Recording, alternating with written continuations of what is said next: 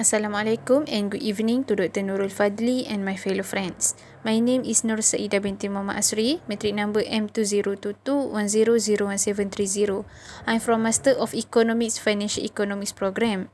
Today, I will present about my research. The topic is relationship between population, fertility, unemployment and other macroeconomic variables on female labour force participation of 5 Asian countries. Introduction. Female labour force as a percentage of the total show the extent to which women are active in labour force.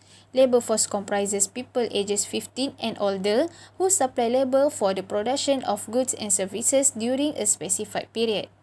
The main purpose of conducting this study is to identify some relationships between female labour force and female population, fertility rate, female unemployment, female wage and salaried workers, GDP per capita and inflation rate. The 5 ASEAN countries selected are Malaysia, Indonesia, Singapore, Thailand and Philippines. These 5 countries were chosen because they were the first 5 members of ASEAN since its establishment in 1967. Research background. The majority of urban women regularly work full-time jobs and other paid jobs outside the house, which is one way to attain gender parity. However, structural developments in many economies that lead to layoff as a result of governmental privatization policies have continued to victimize women, with various forms of unfair treatment and societal pressures encouraging their greater discharge rates. Problem statement. In this research, it have 3 problem statements. First, when it comes to labour force participation, many researchers stated that the education is an important factor in impacting the total labour force participation. But, is it the total population, fertility rate, total unemployment, female wage and salaried workers, GDP per capita and inflation rate also important factors that can have an impact on the total female labour force participation? Second, among all the independent variables, which is the most dominant factor and the weakest factor in impacting to the dependent variables? Third, while the COVID-19 pandemic hit the world, the economy of all countries faced a severe crisis and it took time to recover the economy to become stable again. So, what is the effect of the total female labour force participation in the short term and long term? Literature review.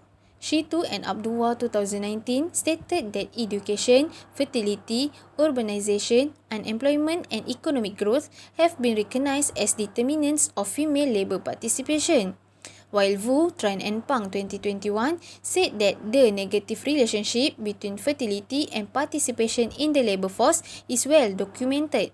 Interpretation is complicated due to the endogeneity of fertility. Indeed, the number of children in a family can be affected by the mother's labour market status.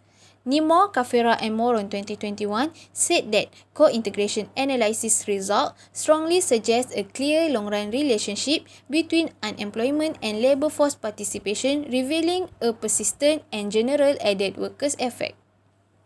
Theoretical framework. In this research, it used human capital theory. Human capital theory considers that female labour force participation is influenced by women's productivity economic advantage reflected by their level of education, their non-human capital assets, the child survival rate after birth, and the social environment influence.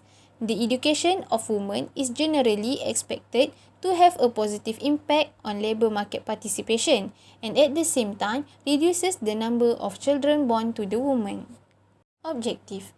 Objective 1 is to identify the short-run and long-run relationship between total female population, total fertility rate, total female unemployment, total female wage and salaried workers, GDP per capita, inflation rate and dummy health crisis on the total female labour force participation. Objective 2 is to determine the co-integration relationship between all the independent variables and dummy health crisis towards the total female labour force participation. Objective 3 is to examine the causality relationship between all the independent variables and dummy health crisis towards the total female labour force participation. Hypothesis. In this research, it have 4 hypotheses. It is the short-run relationship, the long-run relationship, the co-integration relationship, and the causality relationship between all the independent variables and dummy health crisis towards the total female labour force participation. Model specification. This model specification is used in this research. The model specification is inspired by Sheet 2 and Abdullah 2018. In this research, I used time series data, which is annually data from 1991 to 2021. Methodology. In this research, I used few tests to run my data. It was a unit root test, ARDL bound test, and error correction model or error correction term. For unit root test, it was a test to find my data, which is a stationary or non-stationary data. For ARDL, it was to estimate the long-run connection between the variables, while for ECM, it is used to find the short-run dynamics. Lastly, in this research, it also have few other tests that we name it as diagnostic test. The diagnostic test is functional to assess whether the assumption used in model estimation are consistent with econometric theory. The tests that I use in this research are normality test, serial correlation LM test, auto-regression conditional heteroscedasticity test, Bruch-Pagan-Gottfried test, Ramsey reset test, Kusum test, and Kusum square test. That's all from me. Thank you.